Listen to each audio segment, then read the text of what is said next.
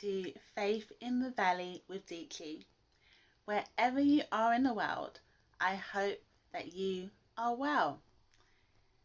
So this week we are focusing on something that has a huge impact on emotional healing, and that is environments and connections that surround us.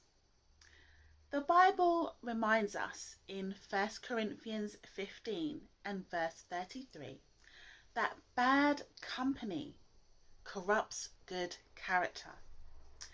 That verse is not only about our behavior, but it is also about emotional influence from others. Because the people around us, the conversations that we entertain, and the spaces that we repeatedly enter into all affect our healing. Today's poetic reflection is titled Surrounded, and here is today's poem.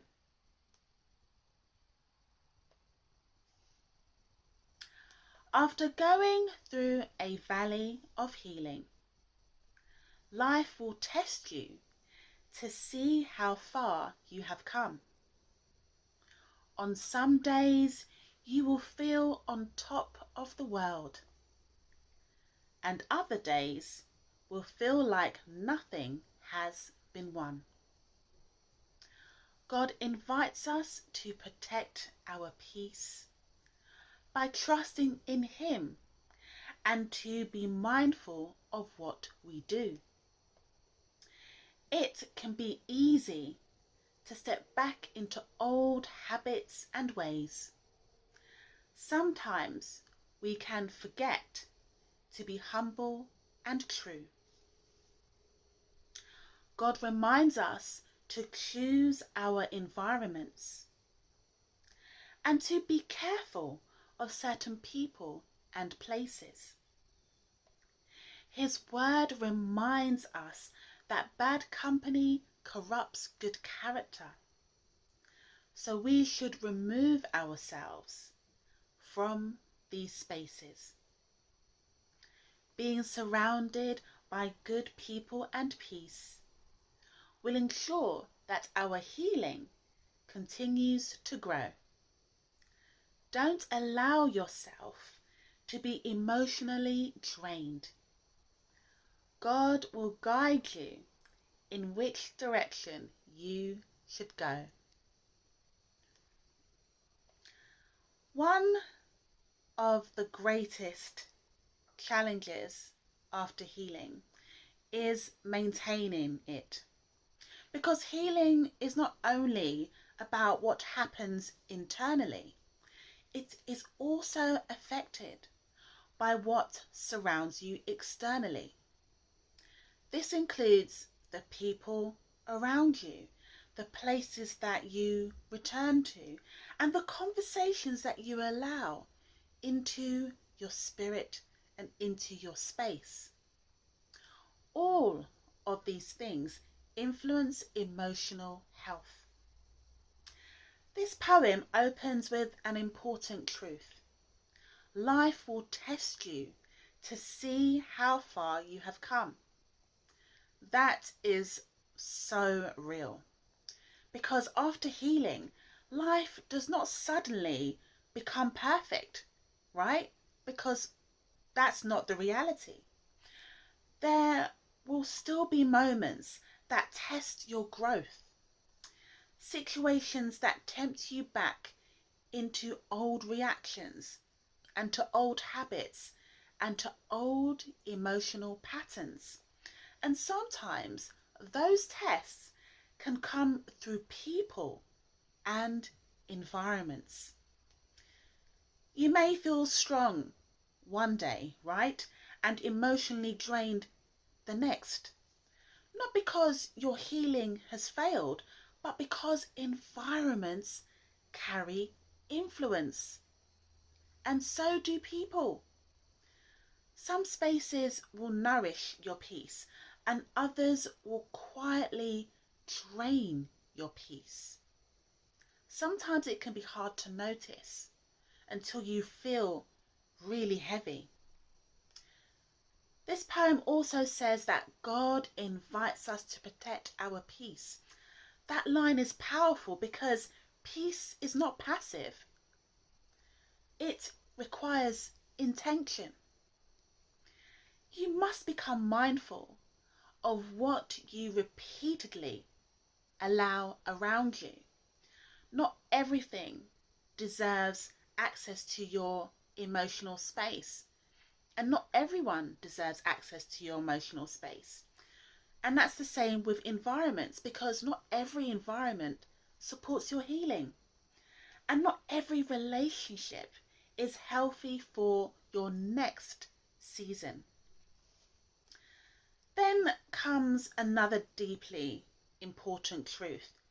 It can be easy to set back into old habits and ways. Healing often requires leaving behind familiar environments and even familiar people. And familiarity can be difficult to release because even unhealthy spaces and people can feel comfortable simply because they are known to us. But growth requires discernment. Sometimes the reason you feel emotionally heavy is because you are repeatedly returning to the same environments and to the same people that keep reopening old wounds. This poem then speaks directly to wisdom. It says, God reminds us to choose our environments. That is biblical wisdom, because who surrounds you matters. The Bible says that bad company corrupts good character. This doesn't mean isolating yourself from everyone. It means becoming intentional about who influences you. Who strengthens your peace? Who drains it? Who encourages your growth? And who repeatedly pulls you backwards?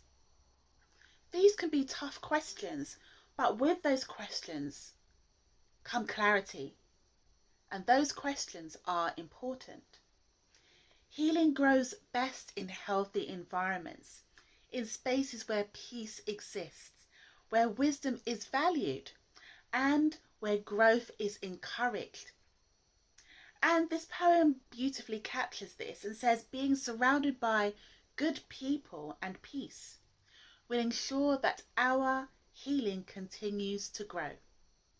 This is really important because peace is not only internal, it is also environmental.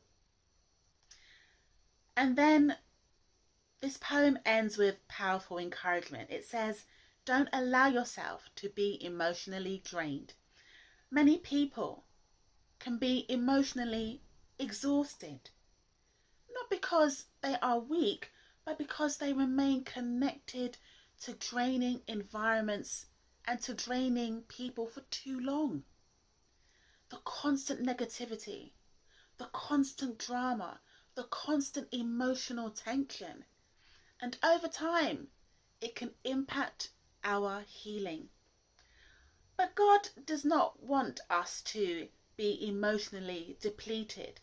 He wants us to be emotionally strengthened. And that final line, that God will guide you in which direction you should go, is so encouraging because we don't have to figure this out all on our own. God is with us every step of the way, giving us discernment. He will show us which spaces to be in which will bring us peace. He will show us which environments create confusion so that we can avoid them. And he will show us which relationships strengthen our healing and which ones will slowly weaken it. So If you are in a season where God is teaching you to protect your environment and your space, pay attention to what surrounds you.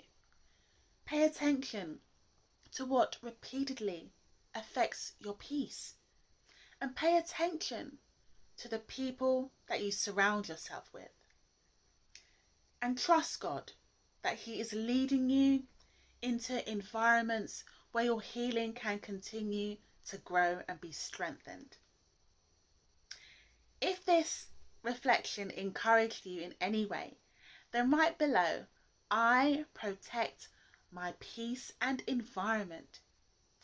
And may God continue to strengthen you, to surround you with wisdom, peace, healthy connections, and healthy spaces as you continue on your healing journey and valley.